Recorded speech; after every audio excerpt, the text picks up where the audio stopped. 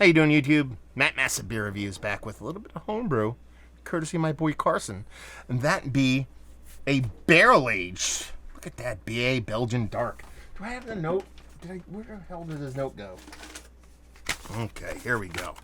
Homebrew time, and he talks about, this is the first Belgian I've made, and it was specifically to continue stripping the barrel character away so I can sour in it. Third use barrel on this one, after 2 stouts, and it's a Pilsner, Victory, Munich, Caramel, and D90 and D180 syrup.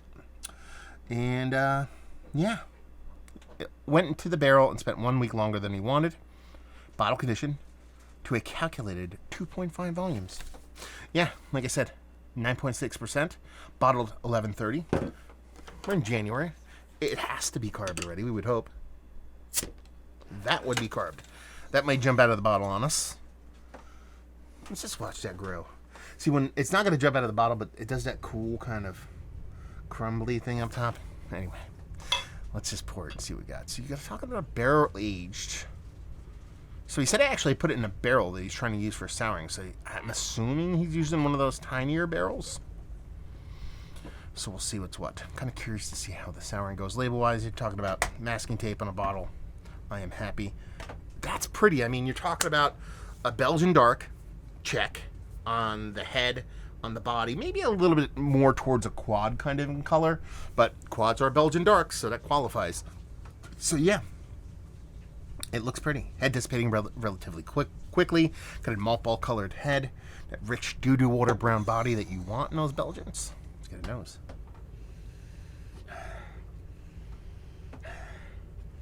I mean, it smells the part of a Belgian beer. It has this fruit characteristic, I believe, is coming more from the whiskey than the Belgian yeast, but you do get a soft bready component to it. It's a little bit of date figgy caramel things going on in there. But it really is just a soft, sweet kind of Belgian candied sugar vibe going on. With that soft little fruit note, like I said, I think it's more coming from the spirit as opposed to the beer itself. Even though at a third use, how much are you going to get from it? But it has a sweet breadiness, fruit cakey vibes all the way. I mean, that's Belgian beer, if you talk about it by definition. It smells pretty.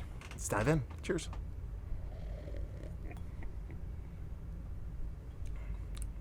It's fun. I like that. I take that back. I think all that fruitiness is coming from the yeast. It's a combination of the Belgian candied sugar bringing the sweetness outside of the normal maltiness in combination with the way that kind of fruitiness is coming from the yeastiness. I'm pretty sure that's all coming from the yeast, which is pretty fun. It's got this really nice, prickly, soft mouthfeel. And by that I mean it has this creaminess, this softness. But when you actually get it in your mouth and go to swallow, it's like crickling, crackling here and there. Giving this sprightly kind of soda-like kind of carbonation in the taste. You usually don't get that a ton in Belgian beers, but I think it works here. I like this. I think this is fun. I think this is a fun beer. Let's see. It was bottled on. He has a date code down here. It's from a commercial beer. I know the bottle came from a commercial beer. I'm trying to be funny. I like this. I think it's fun. I'm a little hard on Belgian beers, just because that's kind of where I cut my teeth, and they have to land in a specific way for me to be like really, really happy with them. And this is quite nice. I'm not going to compare it to commercial beers. It's probably one of the better Belgian-influenced homebrews I've had, but I think that's probably one of the more complicated homebrews to really nail. And he did a really nice job of it, dude. It definitely shows Belgian. It definitely has, probably I would say that barrel's showing more kind of tannic qualities than spirit. At first I thought that fruitiness was a spirit characteristic.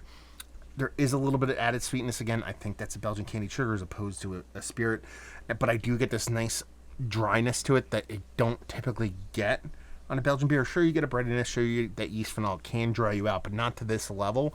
So I think that oak tannin is probably the most welcoming part of the barrel, and I think it works well here in a Belgian beer because when you get the maltiness of the beer and then you add the Belgian candied syrup on there, maybe a little bit of spirit left over, it adds sweet on sweet on sweet. You need some kind of drying, some kind of bittering, some kind of counteractive component to it. Most often than not, in a beer, that's going to be your hops being bittering. That's not the case here because it's a Belgian beer, so the hops are utilitarian as opposed to showy. So I think that oakiness of the barrel itself does a really good job of kind of reining in the sweetness of the beer, and it's quite nice.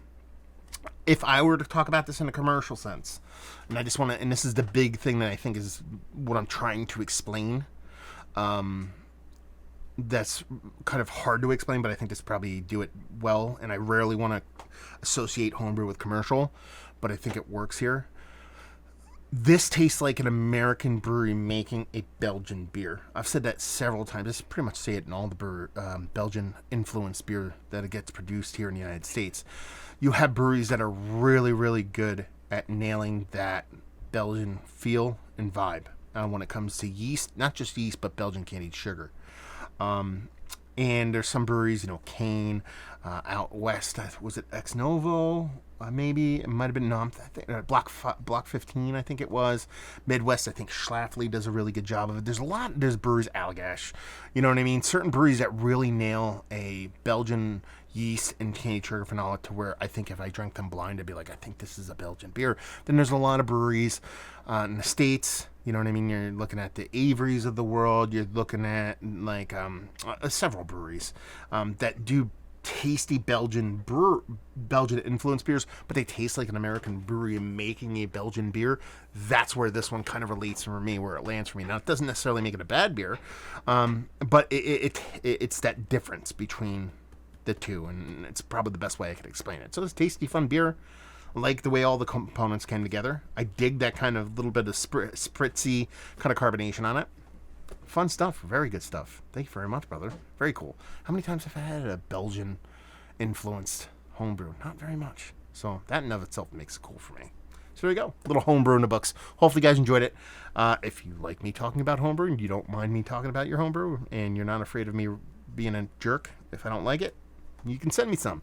You can send me an email at matt@massivebeers.com or massivebeers@gmail.com.